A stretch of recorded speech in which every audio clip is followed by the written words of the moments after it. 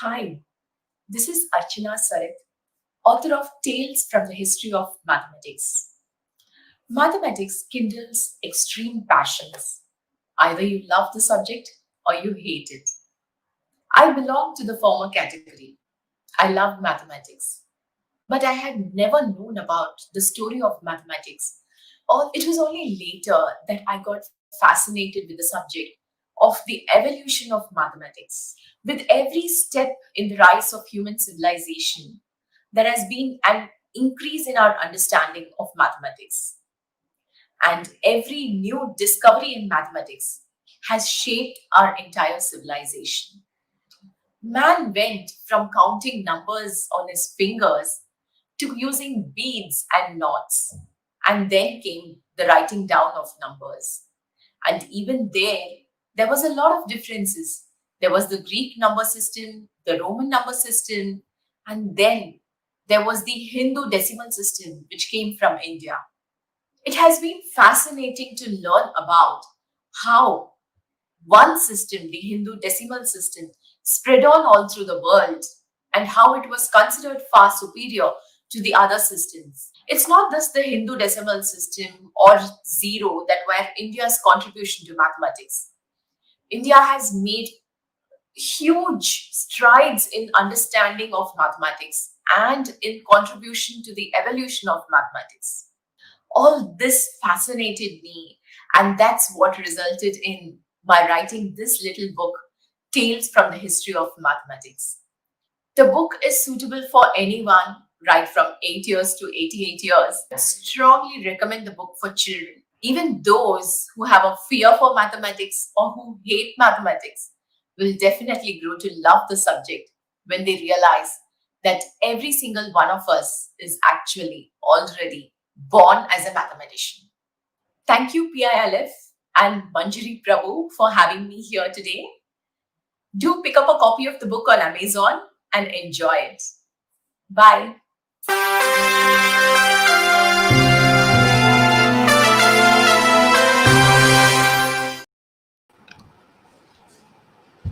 Well, a very good evening and welcome back to Studio One.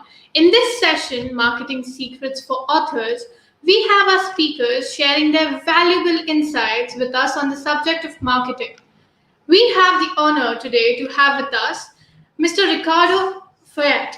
Ricardo Fayette is one of the four founder members of Redacy, a marketplace connecting authors to the world's top publishing talent, from editors to cover designers, book marketers, author website designers, and literary translators too. He's the author of several Redacy prestigious learning courses on book material, marketing, and a regular presenter at several prestigious writers' conferences like NINC, RWA Australia, and the Self Publishing Show Live, among many others. We also have with us Mr. Dipankar Mukherjee. He is the publisher and director of Readomania, one of India's youngest traditional publishing houses. Under his leadership, the house has produced over 100 books in just about 5 years, with some critically acclaimed titles as well. He manages business interests in consumer appliances under the brand Edonova in hospitality and manufacturing. We also have with us Lipika Bhushan, an award-winning senior marketing and publicity professional. Mrs. Lipika Bhushan leads Market My Book, leading publicity and digital marketing agency for writers and publishers. She started her career in publishing with heading marketing at HarperCollins, India, and has worked with over 500 writers across the world and has been a consultant to some of the top publishers in India and abroad. She is a poet and also contributes as an industry expert to various publications. We also have with us Mr. Suhail Mathur, who will be moderating the session. Mr. Suhail Mathur is an avid debater, filmmaker, and quiz enthusiast. Suhail is one of the youngest debuting Indian authors to write historical fiction. Besides having won several literary competitions and penning down, well, many legal articles, Suhail has finished writing his second and third book as well. He also acts as a literary agent as an integral part of the Book Bakers, a literary agency that helps finding publishing houses for authors. I now request Mr. Suhail Mathur to take this discussion forward. Thank you so much, Tanmay, and good evening, everyone.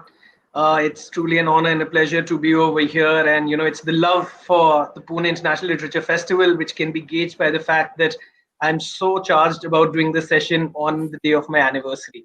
So, the point is that, we have three excellent speakers over here. And I feel that, Tanmay mentioned that I'm a literary agent working with the book bakers. And why this session becomes so special is that because three people we have over here are those that a literary agent would have to connect with at some point of time, an aspiring author may need to connect with at some point of time, and even an established author may need to connect with them. So this session is going to be an extremely invigorating one because we're going to get three very diverse inputs from three very established people in the field of literature. And we are going to talk about the backbone of a book's success. And well, if you thought it was the story, think again, because we are going to talk about marketing and how marketing secrets can make the book successful. So, without further ado, I would like to ask my first question, which is the most basic question, but also, the most important question to start off with, which is how important is marketing for a book. And I'd like to start that with the publisher, that is Dipankar, and from there on we can take it with Ricardo and Lipika to sign that off. Thank you, Suhail. Am I audible? Loud enough? Yes. Great. Hi, Lipika. Hi, Ricardo, once again. Hope you guys are doing well. Thank you, PILF, for having us over here this evening, which is Suhail's anniversary. So, happy anniversary to you. Thank Also you. happens to be my daughter's birthday. So, yes, it's a Oh, powered charge wish, session wish as her well. wish her a very, very happy birthday from our side. Thank you. So, two of us are leaving important assignments and then doing the session. So, it's got to be fun. So, coming to your Absolutely. question, how important is marketing? Well, I would say, if not more, it is as important as writing the book itself. Because in Correct. today's world, unless you go and make your product, which is the book in this case, Right. available and visible to people, there's no point writing the book itself. True. In True. That's short and true. sweet supply. Yeah. Yes. Very well said. Ricardo, would you like to add something to that?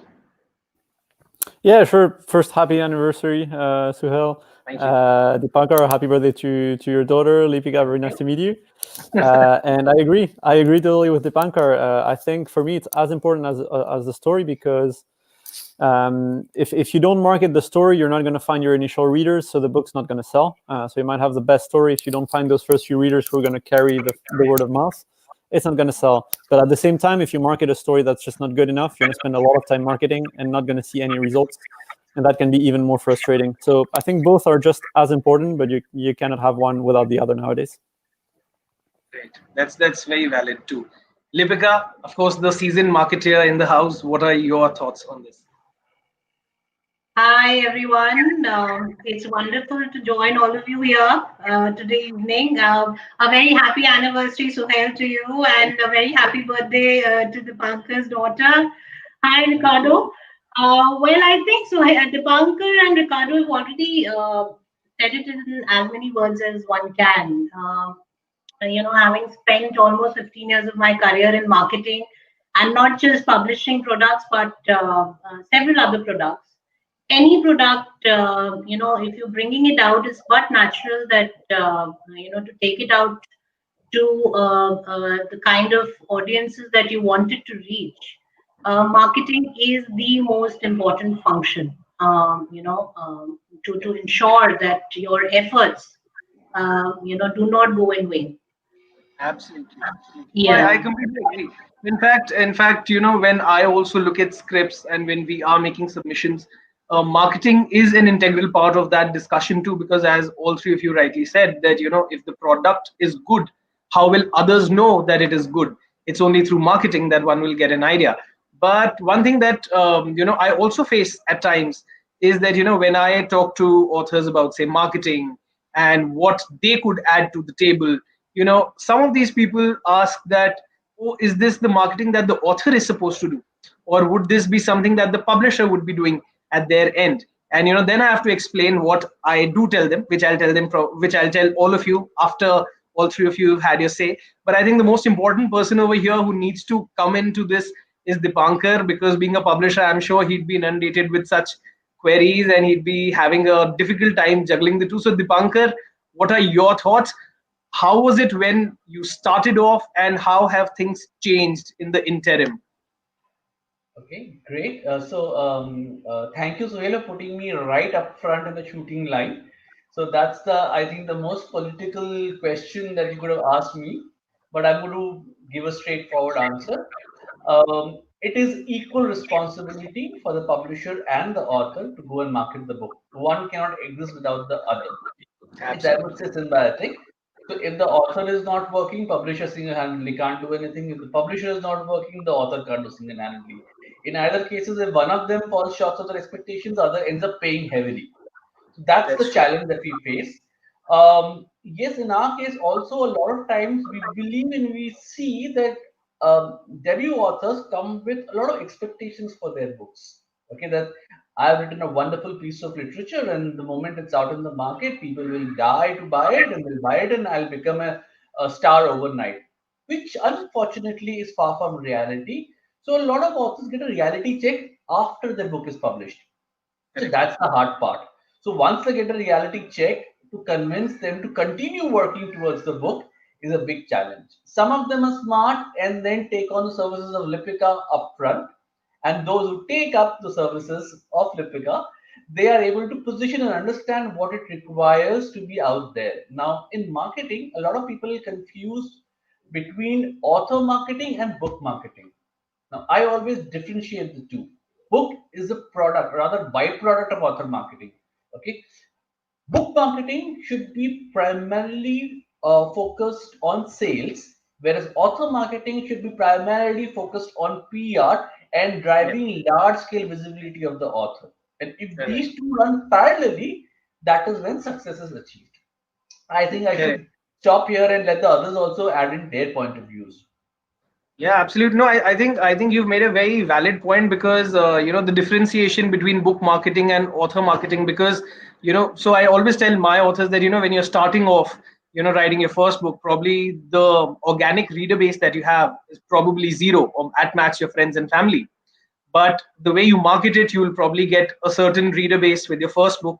When you do your second book, you'll have that reader base already with you, and it's a gradual progression from there on. So that is the author branding that comes into play, which you have very well mentioned. But yeah, it's very interesting. Lipika, you mentioned that you've been in this for the past 15 years, and this is even before the likes of Amazon and Flipkart were there, selling books in India in a big manner. I would want to know from you, and of course from Ricardo post that, because what he does is, in essence, brings out a whole platter for the authors to choose and connect with, like-minded people. I wanted to understand how you got the inspiration to start with this, and more than the inspiration, how did the vision come? Because these things are definitely visionary. We're talking about it in 2020, but you guys were doing this much earlier. So please take us through the journey. Well, publishing for me happened in 2007. So I entered publishing in 2007, and for about 6, 7 years, I was with Harper. And you know, uh, what has changed over those many years is something that I'll come to a little later. But how the idea came to us was, to me, was that I mean. It was more of a compulsion. I was expecting my first child, and I was still trying to figure out how to manage long hours, because for publishing, in publishing, especially the marketing department was one department which had to be right up to the end of an event, and having an event like 4, 5 events a week was like I used to reach office at 9 o'clock, and maybe sometimes almost every day end up back home at 12 in the midnight. So, and especially because being in Delhi, it's all the time, all around the year. There's some or the other event happening. Right. So it was more of a compulsion because I was trying to figure out what to do. But there was one niggling bit, which I carried along with me throughout my pregnancy, and that was that, and it was an idea germinating alongside my baby, and that was that,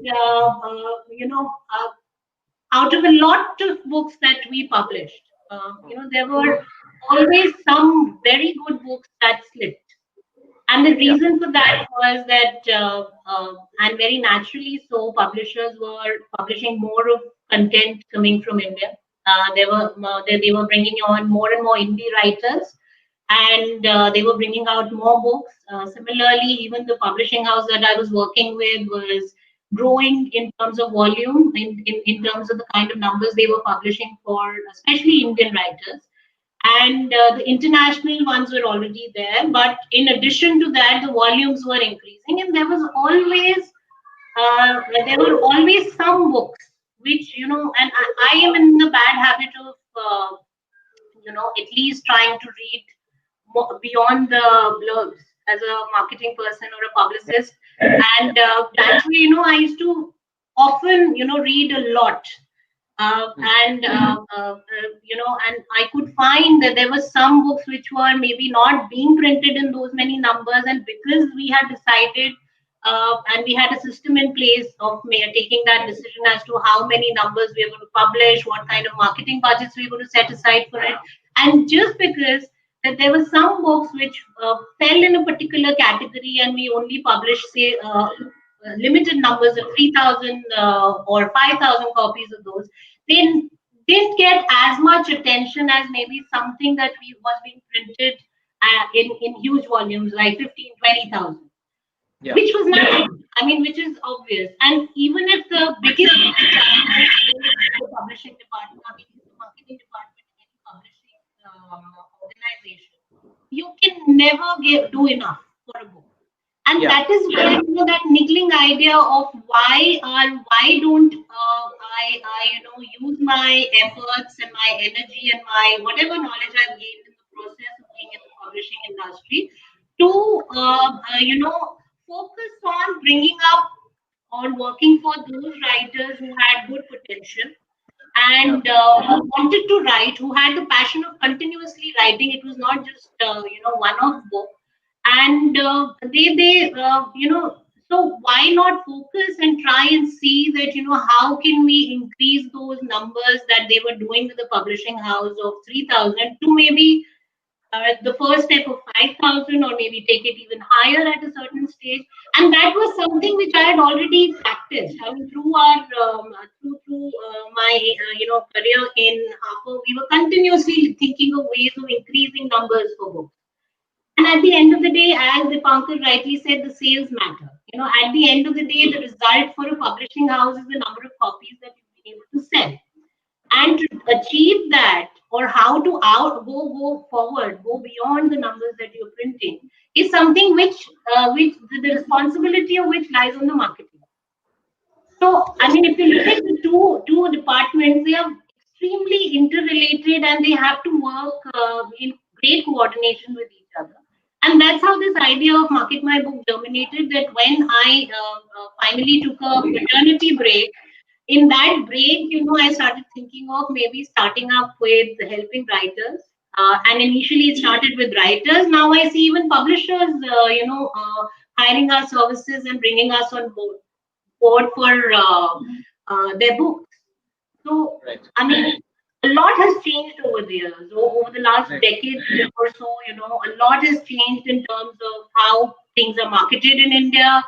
A lot has changed in terms of the perspective. Earlier, when I had started 7 years ago with my organization, I recall at that time publishers didn't feel the need to have an external help, assisting them with their marketing activities. Today, they show a lot of trust in doing that, and they want to, get involved because they do realize where their limitations are. So that's how it all started. Very interesting. But just an add-on to that, how has life changed post Amazon and Flipkart coming in? Because when you started off, they weren't really there. So one difference that you'd like to mention as to how the burden on the publisher or the marketer has shifted, if you could just shed some light on that. from a marketing point of view, I would say it should have become very easy. It should have become easier for publishers. But from a publisher point of view, I feel that publishers feel it's become extremely competitive and cluttered, and which is something that maybe over the last I mean, it has started to change, given that now in the last 8-10 months we've been sitting at home and a lot more is being published and being turned out through online. I mean, the online sales is the only medium for a couple of months that we had. I recall Flipkart was just starting out. The Bansals had just about announced it, and they were meeting all of us, all the publishers, in 2000, somewhere in 2007. And the kind of percentage growth that they achieved for us in terms of books as a category.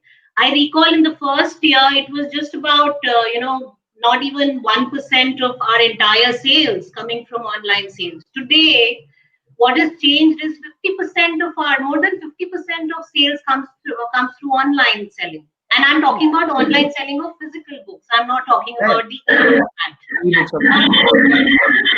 What has changed? And we are very, the kind of aggressiveness that is needed in terms of standing out in that space, in a marketplace setup, is I mean, you have to be really really good with what is happening today, how to capture the attention of a reader today in that space. So Right. today bookstores have become more of a they continue to be a love affair for the people who love reading and going into bookstores and picking up. I think basically these days have sort of become a cataloging portal, wherein probably Exactly. someone will take a look and see the price difference in the store and online, and they may purchase it eventually online after seeing how it does. And also, there's always this tussle that would you like to see your book in a store, Mm. or would you like to go to a store and the store manager says that your book isn't here because it got sold out. So Right. those are always things. But True. yeah, you mentioned the marketplace, and Ricardo has got probably the most exhaustive list, and he's collaborated with so many people. It's something which is truly revolutionary. Ricardo, why don't you tell us how this idea came up, how many people you had to connect with, and how does this entire setup work? Yeah, I mean, we started back in 2014, so quite a few years later than Lipika. Not as much visionaries, and we started mostly because we were seeing the movement of indie publishing, of self-publishing. A lot of authors releasing their books on their own, and also a movement of big publishers using. I mean, instead of having people in house, hiring freelancers to outsource copy editing, proofreading, even cover design, even marketing in some cases.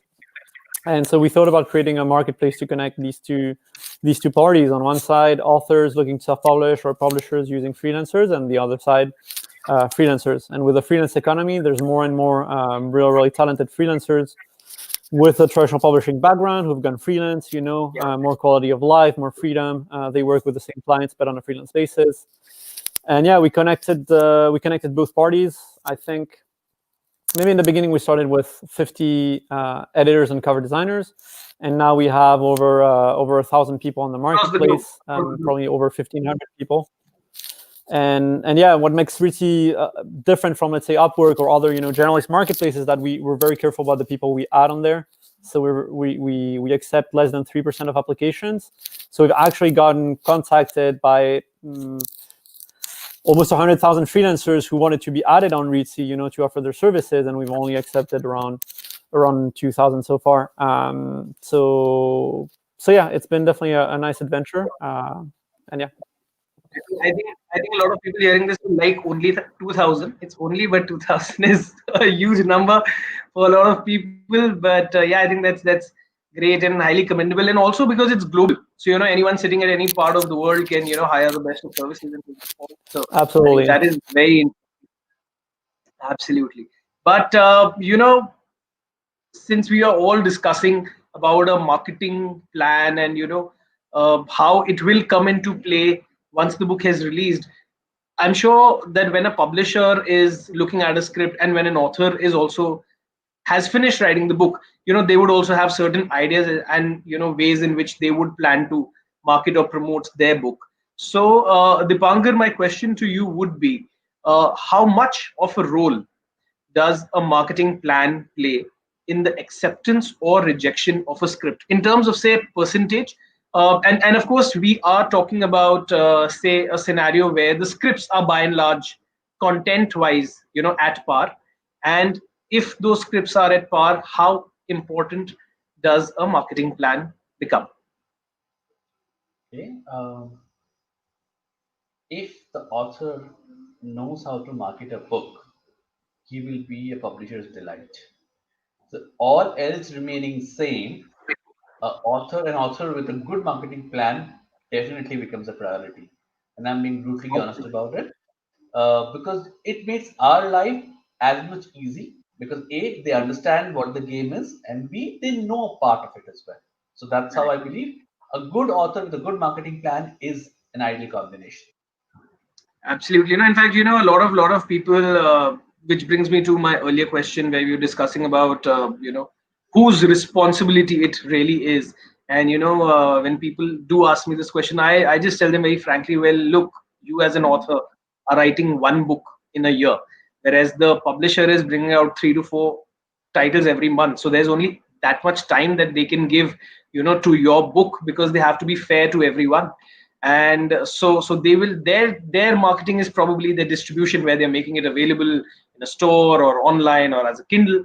But how you keep the momentum going, how you make the readers aware and eventually let them or allow them or convince them to buy the book is your own marketing. And I think that's fair also, because I mean, why just authors? Even actors these days, their job isn't just limited to acting in a movie. You see them going to reality shows, going to radio stations, college festivals to promote. So I think that is the change that has been brought in, but it needs to be told to some of So these hey, I young. have a very important point here to make, and I'm going to make it loud and clear. Sure. There are two categories of authors. Category number one, for whom being an author is a career choice, right? Could be alternate, could be primary. Those guys take marketing very seriously. There's another category. For them, writing is a hobby, okay? Right. And it remains a hobby for their life. Those guys Hmm. don't take marketing seriously. For them, publishing the book is more important than selling the book. So, hence, Yeah. when we look at our own selection process, we very carefully, through multitude of means, try to judge which bracket does the author fall in. And if the author is writing as a hobby, we really be very careful on picking that author up, because So sooner or later, how does one gauge that? I'm like little intrigued to know what are the parameters, without of course giving out your trade secrets, whatever you could let us know. the first and foremost is what is the plan? Why are they writing? If Hmm. writing happens in between jobs, you know that person is going to run after a job after finishing the book and may not write a second one. Okay. There are a lot of times people come back and say we took a break from work and hence you're writing, the volume of which has gone up significantly during pandemic. When you ask them why are you writing, what is the objective, what is the point of writing, they don't have very clear answers. If they have clear answers, then they typically and completely are sure of what they are writing. Otherwise, they are always in the gray zone, and that becomes very easy for us to gauge. Certain, right. Now that makes sense. That makes sense. Also, I feel that I do feel that with the growing change, in how books are marketed, more and more authors do want to market their books. But a factor that probably, stops them either entirely or at least partially would be the costs. Because, sometimes, as you all know, that publishing is probably not as, as a lucrative industry as probably the visual medium would be. So the cost effect always comes into play. And I'm sure, Lipika, this would be something that you may have faced. So given the scenario and the constraints that an author may come with, how do you maneuver that? And how do you advise them based on that, or is that a consideration at all? Um, well, that's an interesting question because as a business person, I would always say that whatever I earn is not enough, and we have to compromise a lot on the kind of fee we would otherwise charge. But to me, what is more important is, and I'll maybe take a step back and take it from the point where the bunker mentioned that,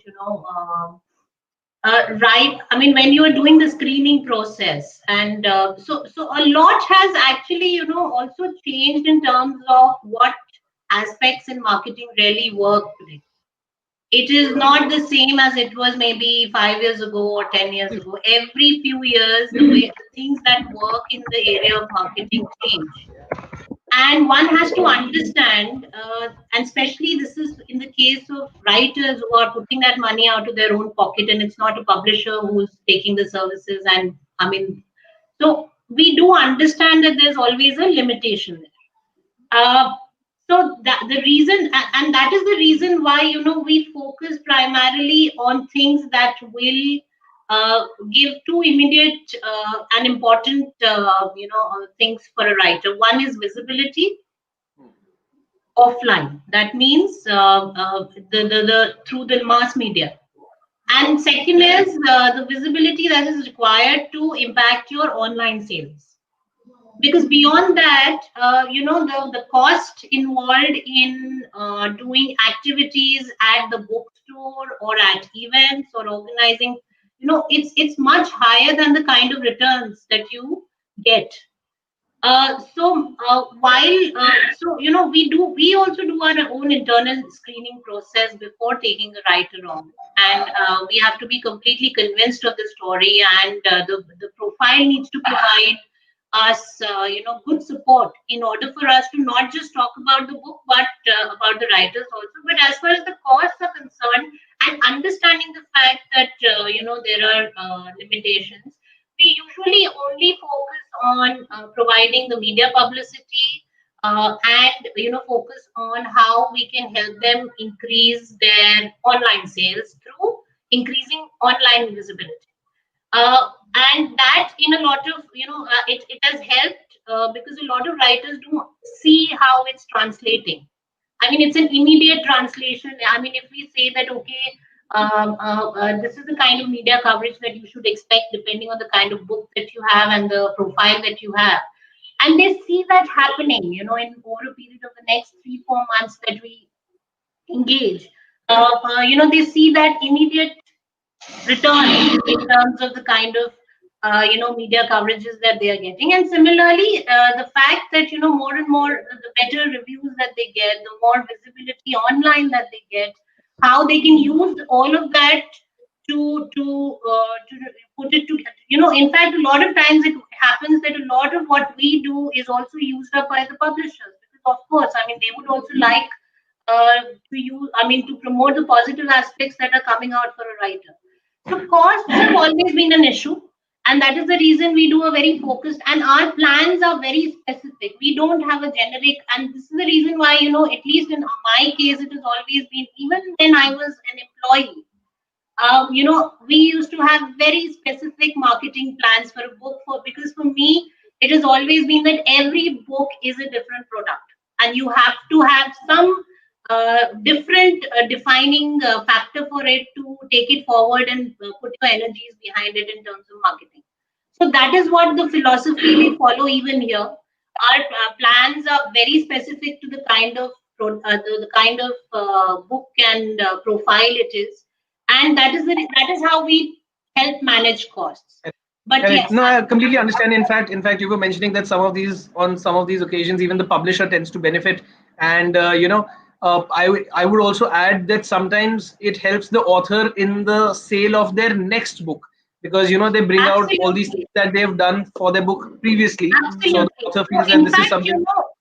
in fact, what has changed, and sorry to interrupt, but what has changed is that earlier, when we used to see a lot of writers, I mean, in my initial stages, I used to see a lot of writers who were on their third or fourth book coming to us because they had, finally, given up on the kind of marketing they could get from, mutually working with the publisher. So they realized finally that they need external help. Now it's writers who are coming out with their first book is because they do realize that, if they want they want to the better prospects for their next book, they need to start early. So the first book is when, a lot of writers come in seeking help. They do realize that it is required not just for books, but today content is moving out to screen, and if Yep. they really want that aspect to be explored, they want their first they want to kick off right from the first book, and it has helped. I mean, I've had a I conversation with think that would large. be universal.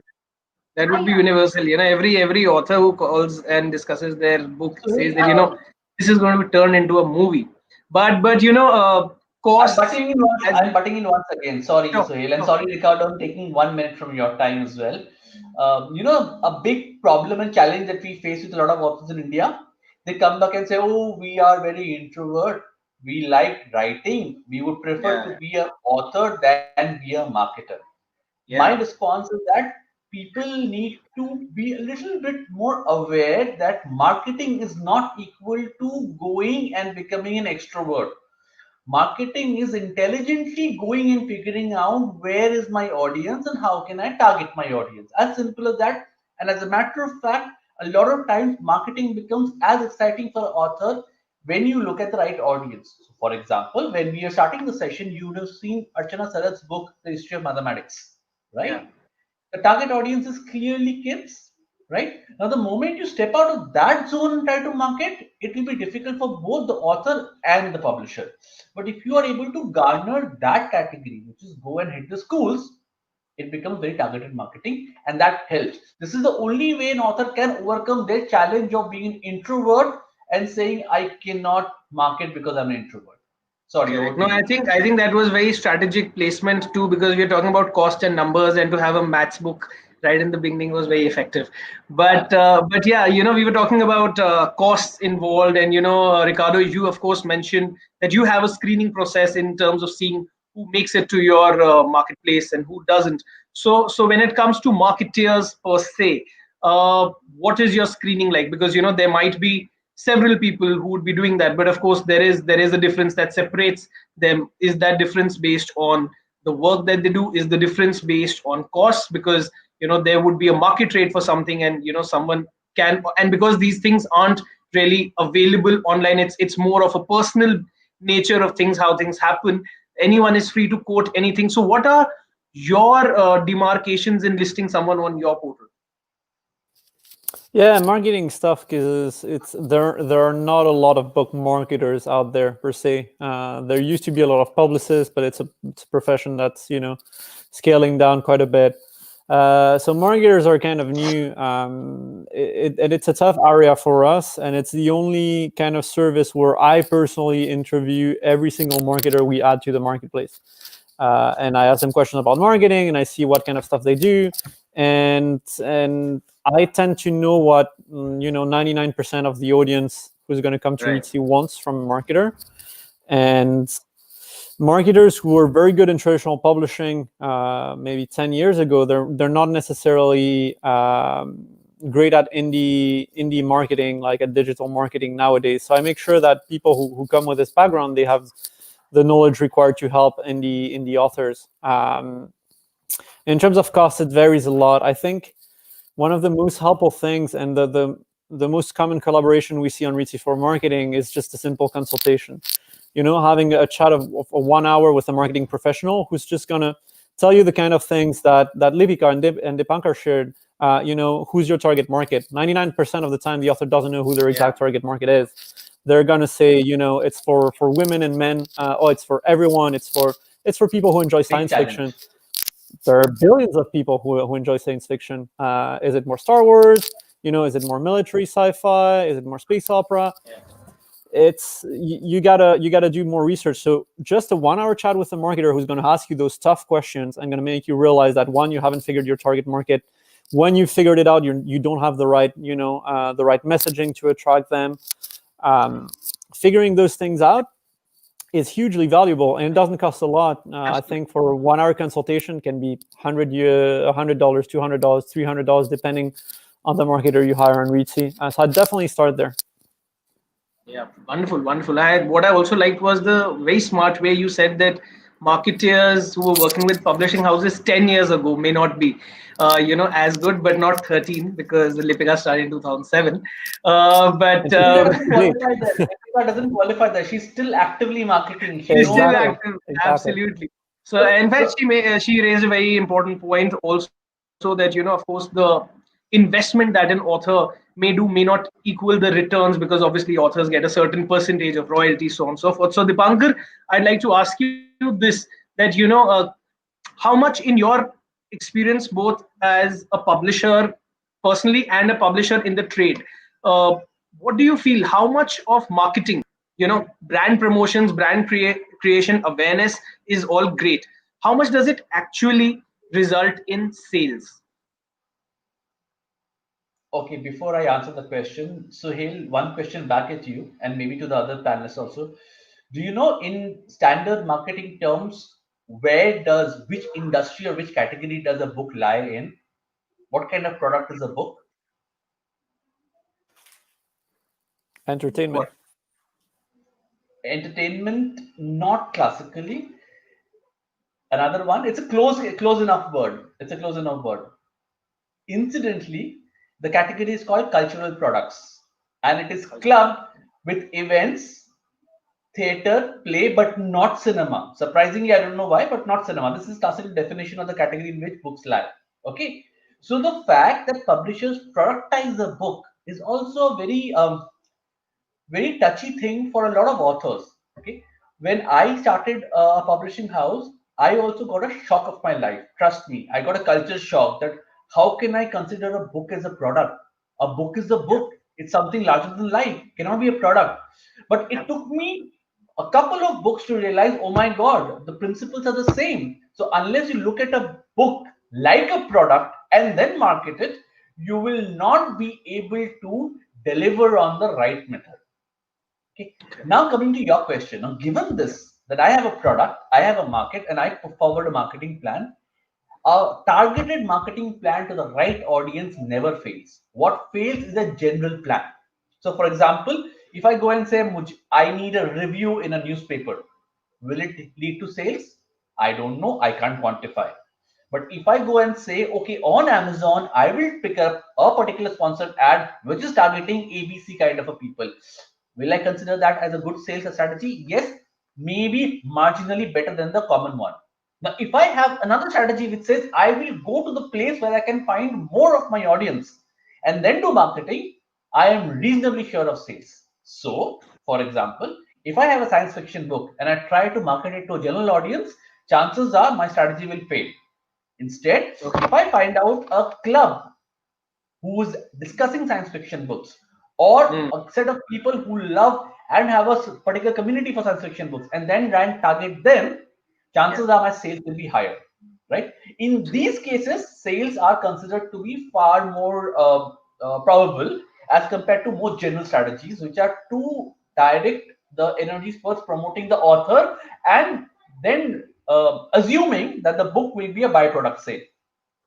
Correct, correct. Now, I think that's I think very important, and any author listening to this, would definitely benefit from this. But as I mentioned that I mean the PILF also this time has gone digital, and we're all sitting in a virtual world. Things have definitely changed. One of the major things that we've seen is the advent of books online. Either so what I was telling someone the other day is that right now what has happened is that every author has come on the same platform, is what I believe, because why the bigger publishers were at one point of time preferred was because of their offline distribution. And now because most of the bookstores are closed, or even if they're open, because the books are in India are considered as a non-essential commodity, whether people would actually go to the stores or not becomes difficult. Online is here to stay for a very long time, or a fairly long time at least. And Lipika, just would want you and Dipankar and Ricardo to give your inputs on this, before we move to the audience questions. What is the change that you've seen in the interim, and what is the change that you foresee in the 6 to 12 months going forward from now? if at all you see a change? Um, well, Sohail, I would say that, this was a change which was due, and, in a way, it's good that it has been forced, because for the longest time, I think, as publishers, and as a publishing industry, we are very already, as it is, very slow to change. We do not. I recall the traditional marketing, the ways that we used to market books. In order to bring in the digital aspect in itself was a huge change, which took a whole lot of time. Now the next set of change was, ebooks, which were not that big a priority for publishers initially, for various reasons. There are a lot of, organizational and requirements that, and the network, the distribution network is another thing that needs to be taken care of, the whole setup. But having said that, so it's a change that has been forced upon us, and I think it's good because we've realized where we fall short. Hmm. And it was about time for us to realize that, because in other industries, be it, telecom is the most combustible, in the sense that it is very quick to change, and you have to, right from your communication to the kind of strategies to the plans, it has, at times, it's overnight. Hmm. So for to function in such an environment, when there are one set of industries that are working at a very high pace, they've moved to a completely different level of how they market their products. This change was much required, and in a way, I'm happy that, and as you rightly said, it's brought all the writers on the same pedestal. Everyone started thinking out of ways to, leverage upon this situation, because, of course, a lot in the business was affected. Yeah. uh, and how I see it going forward is that, and I would say, I'll give you both the point of views, from a publisher's point of view and from a marketer's point of view. Please do.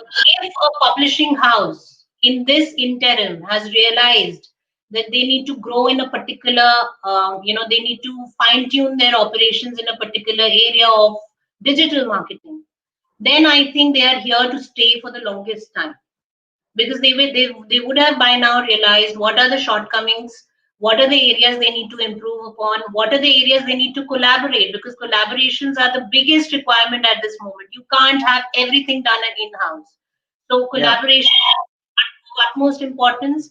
And if they have been able to do that, then, they will continue to churn out success, because the way the consumers have started consuming this product has tremendously changed. You will be amazed to know that, while as, publishers and writers, we would like to believe that people started reading more, it was not so. Hmm. Because they moved, they had so many more distractions, they had pressures, and reading was the last thing in their product list, right? Also, initially what was happening was that, in the initial months of the lockdown, the publishers had already printed the books which were kept in the Correct. warehouse, but people Yeah, were now purchasing the Kindle copies. So it single was copy. actually, even though sales were happening, it was sort of a loss, because the major investment had already gone into the printing of copies which were now lying there. So you very rightly mentioned what you did, Lipika. I think also, the change. I'm sure the publishers and the marketeers would have understood the change. I genuinely hope that the change is also understood from the point of view of the authors, because, as we've been discussing, they always have the same set of expectations from the publisher. So we mentioned the publisher. Dipankar has brought out a lot of ebooks on various genres. So Dipankar, if you could just give your closing comments on the way forward now, and before you go to Ricardo and take audience questions. I'm sorry, so yeah, I dropped out, so I lost the context of Okay. the question. Can So you I repeat was I that? was asking that in the recent phase, online sales has become the norm, and every publisher and every author has come on the same platform, because everyone's selling the book at pretty much the same place, right? So what is the strategy that you've used in these 6 to 10 months, and what do you see as the way forward now for the next 6 to 10 months? Got it. So I have tried to keep my authors engaged and active. Now, unfortunately, in the marketing world, if you are out of sight, you're out of mind. So if the authors are out of sight for a long time, they actually go out of mind even for their own fan base. Okay, because Yes. somebody else, right now in the current scenario, anything can capture your mind space and the author is gone, book is gone, right? So to keep the authors engaged, to keep them actively occupied their fan base's mind space, we kept on releasing books almost on a fortnightly basis. Okay, anthologies, short stories, something or the other kept on happening, kept the author busy, kept their fan base busy, and they were engaged. So that helped us keep the momentum alive. From sales perspective, novels really sold well. Short stories also did a good bit of work. And yes, I would say April and May were really high months for Kindle sales. Obviously, after that, sales on the Kindle slowly tapered out. Okay. And the online Amazon sales picked up. I think before pandemic, I would say if we had a ratio of 60-40, pandemic made it 100%, and post Yeah. pandemic I do see slowly and steadily some of the critical bookstores coming back. But yes, physical sales I actually have no view of when and how will they come back. Correct. Fair enough. So what we'll do is, Ricardo, I'll come to you. Yeah. I'll come to you. We are running a little short of time. So what I'll do is that I'll ask the questions and you can, expand on it with that. No worries. A very, very famous person associated with the PILF, Manjari, has asked, what about some hardcore tips to ensure the success of your novel? And well, that's $1 million question, isn't it? If we knew the answer to that, every book would be a success. But you three definitely have an idea. So maybe you could share. Ricardo, would you like to start and maybe give some inputs on it? Yeah, sure. Tough question. There are a lot of things that need to go right. Basically, you need kind of a perfect storm. One of them is a story. You need a really good story. We've covered that.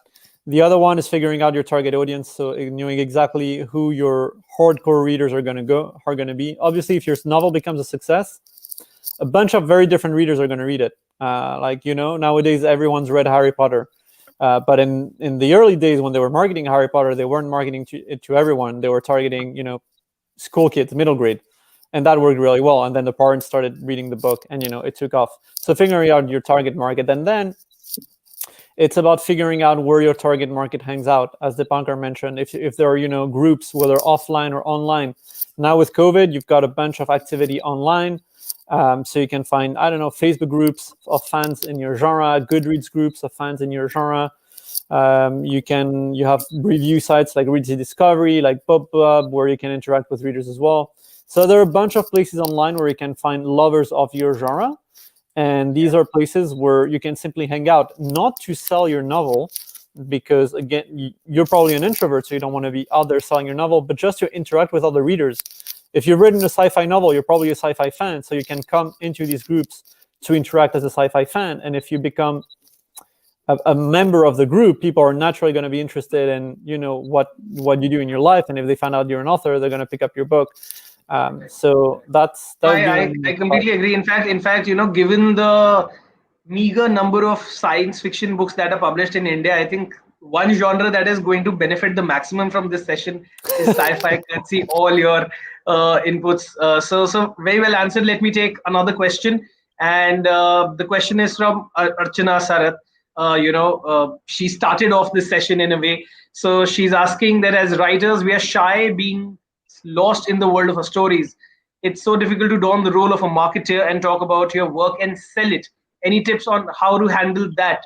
So would the publisher like to take it as to how you helped her, don the hats and sell the book first? Okay, so there's never going to be enough of selling by authors. Let me be very frank about it. Okay, publisher, as a publisher, I always feel my author need to do more, and as an author, my author will always feel my publisher needs to do more.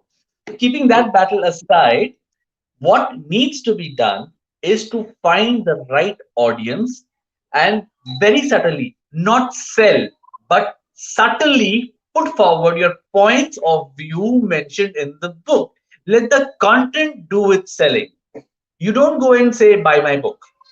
You go and say, for in Why buy my book? Archana's case, Go and say why why buy buy my my book? book? Exactly. Say why buy my book. What is in it for the audience, and how will that particular thing make them see today? Unfortunately or fortunately, especially in India, there is an overdose of content.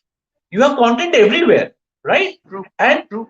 the time in a person's life has not increased, it's decreased, right? So you have to value that time and ensure that your product and your book is worthy of taking on that time. Number one. And number two, respect that and pitch only to a person who will give you a value. Don't go jumping around generally talking about it to everywhere. So that's my tip to No, everybody, no. not just my answer. I think a very important point you made right in the beginning is that you can't be dissatisfied always. You have to see the effort that either party is putting in, and take the positives out from it if you want to have a long-lasting relationship. Next question, I'll put this to Lipika, which is from Manas Lal. Uh, which of the social media platforms generally tend to be more effective? FB, Insta, Twitter, YouTube, or WhatsApp? Lipika, I think it's perfect. Can I also take the Can I also take the liberty of going back to answering my views on the last two Yeah, questions? very quickly. Uh, Yeah. Very quickly, yes. I think though I don't expect writers to be donning a marketer's hat. I don't want them to. Obviously, for not for the reason that we provide those services, but the fact that you can't expect them to. The only thing that they need to do is being out there and staying connected. What happens is most of the time they only get active around the book when the book is coming out. That doesn't work these days. You have to be out there all the time, staying connected, set aside time. Now, coming back to the question, well, things have changed. I would say all these platforms are equally important to being there. But of late, Insta has picked up. Insta doesn't give you immediate, results in terms Yeah. of you can't convert them into sales. So being on social media, being active on all these platforms is good. I would suggest that writers should focus more on Insta, Twitter. These are the two online channels or social media channels that they must absolutely explore. FB has now taken a slightly backseat, I and agree. so YouTube is a very different kind of content ball game altogether. I don't expect every writer to go out there. There are already established spaces on YouTube. Use those instead of creating your own content for it. True, true. You mentioned Instagram, and I do think Insta and Twitter are really helping. But just a very funny incident that I like to mention, about these influencers. Book influencers, of course, are great, but you have these media influencers. I remember an author of mine had, also invested a lot and given out a book of hers to this social influencer who I had not mentioned for obvious reasons, and she had a huge following. So she, how she promoted the book. She was standing in a pool in a swimsuit, and that was the photograph. And right at some corner was the book kept half open, so you couldn't even make out what the title of the book was.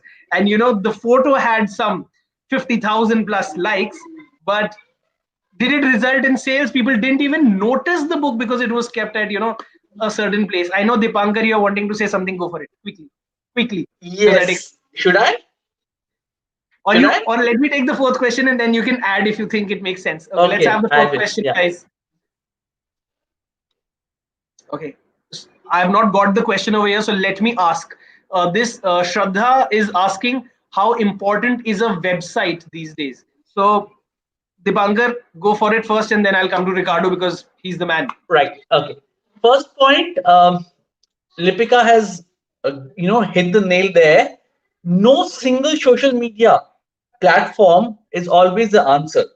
One may have priority over the other, but when you're looking at a strategy, you should be looking at everything there. Number two, do not boil the ocean. Find out what you are good at and find out what somebody else has already done well. Number three, please understand, likes and your comments are not equal to sales. They Yeah. are equal to visibility. So play the game for what it is.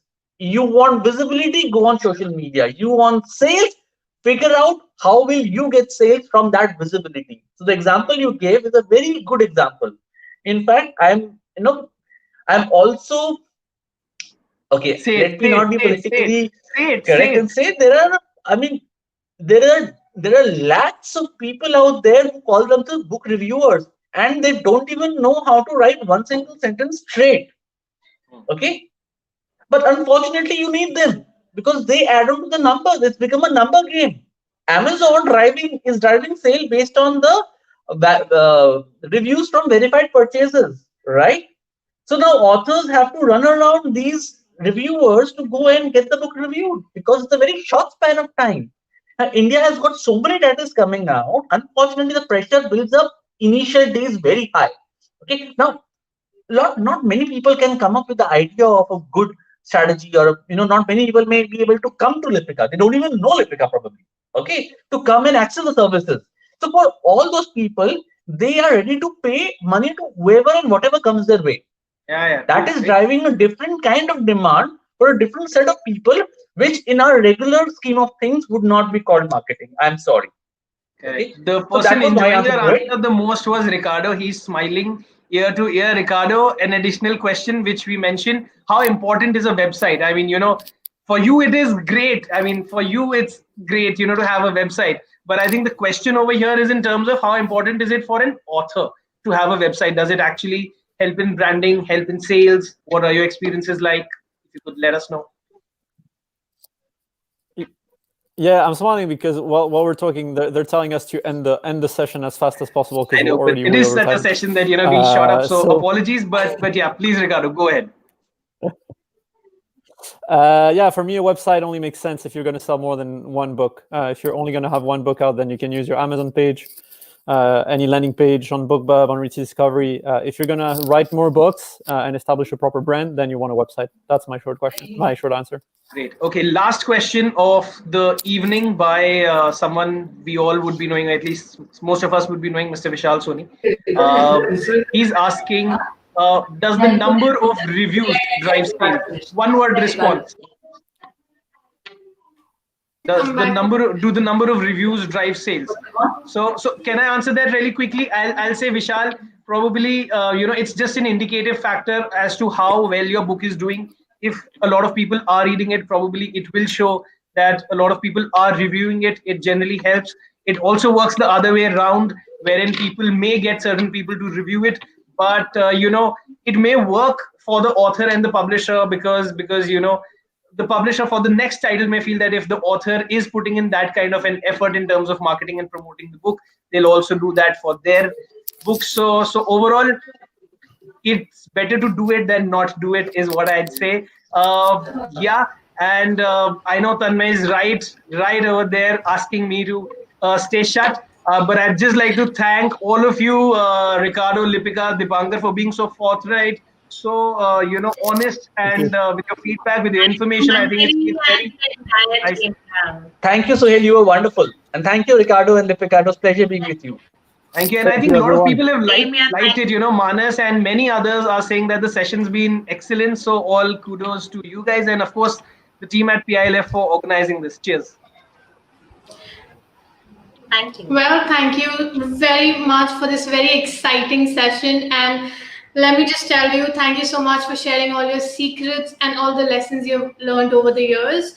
So I am sure all the authors out there must have obviously benefited a lot from this. So thank you so much. Our next session begins at 9:15 p.m.